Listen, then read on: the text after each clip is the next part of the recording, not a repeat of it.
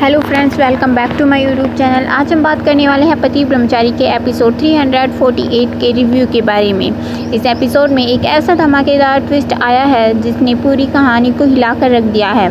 एक तरफ जहां ईशा का आईपीएस बनने का सपना दांव पर लगा है, तो दूसरी तरफ एक पुरानी दुश्मन ने पूरे परिवार को बर्बाद करने के लिए खतरनाक चाल चली है।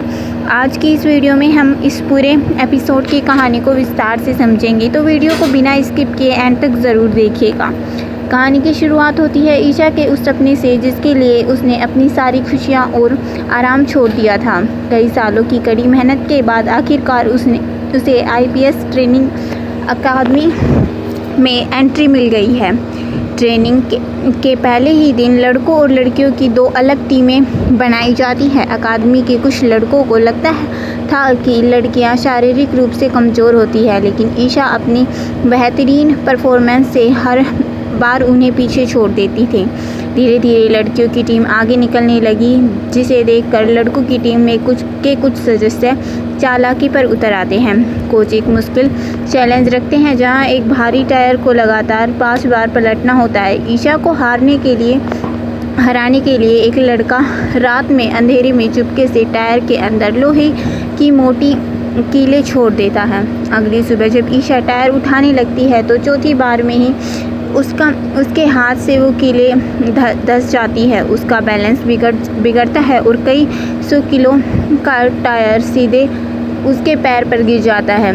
ईशा दर्द से तड़पने लगती है, लेकिन ट्रेनिंग कोच बिना जाने उसे यही ताना मारते हैं कि तुमसे इतनी ट्रेनिंग नहीं हो रही तो देश की रक्षा कैसे करोगी। तभी वहाँ सूरज एक स्पेशल गेस्ट के रूप में पहुँचता है।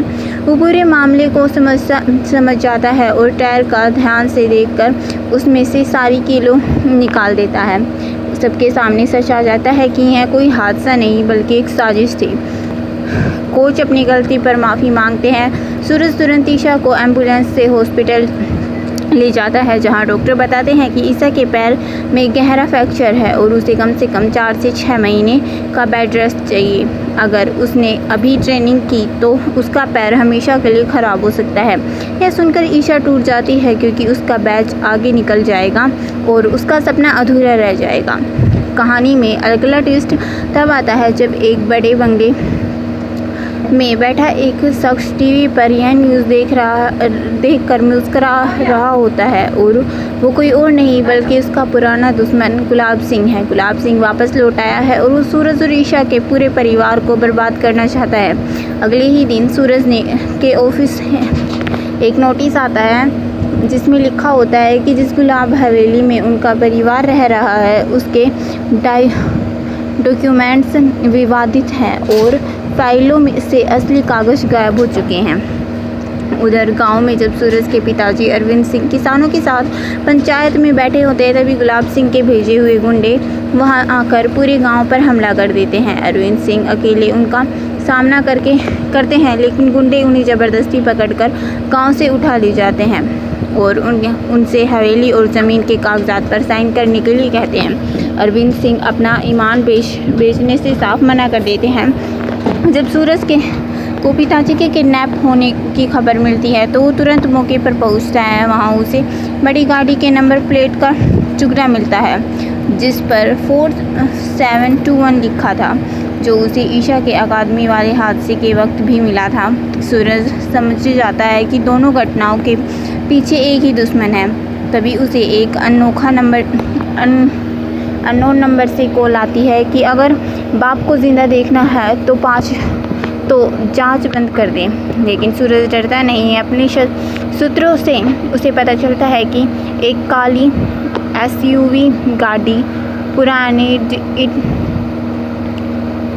इंटरनल एरिया की तरफ गई है। अपने पिता की जान बचाने के लिए सूरज पुलिस को साथ नहीं लेता और अकेले ही उस सुनसान गोदाम की तरफ निकल पड़ता है। गुलाब सिंह यह सब सीसीटीवी पर देख रहा होता है और मुस्कुराकर कहता है कि मैं जानता था सूरज अकेला ही आएगा। उधर रात के 11 बजे सूरज उस अंधेरे और सुनसान गोदाम के अंदर ध्यान से कदम रखता है। अंदर गुंडों का सरदार अरविंद सिंह पर बंदूक तान कर कहता है कि अगर साइन नहीं किया तो मरने के लिए तैयार हो जाओ। और ठीक उसी वक्त गोदाम का मुख्य दरवाज़ा ज़ोर से खुलता है और सूरज अंदर एंट्री लेता है। तो दोस्तों एपिसोड यहीं पर ख़त्म होता है एक बहुत ही बड़े क्लिफ हैंगर के साथ। क्या सूरज अकेले उन गुंडों का सामना करके अपने पिताजी को बचा पाएगा? क्या गुलाब सिंह का अगला प्लान कामयाब होगा या सूरज उस तक पहुंच जाएगा?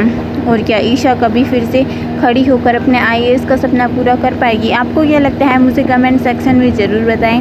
अगर आपको यह रिव्यू और कहानी अच्छी लगी हो तो इसे लाइक करें, अपने दोस्तों के साथ शेयर करें और ऐसी ही अपडेट्स के लिए चैनल को सब्सक्राइब करना ना भूलें। मिलते हैं अगली वीडियो में, तब तक के लिए बाय बाय।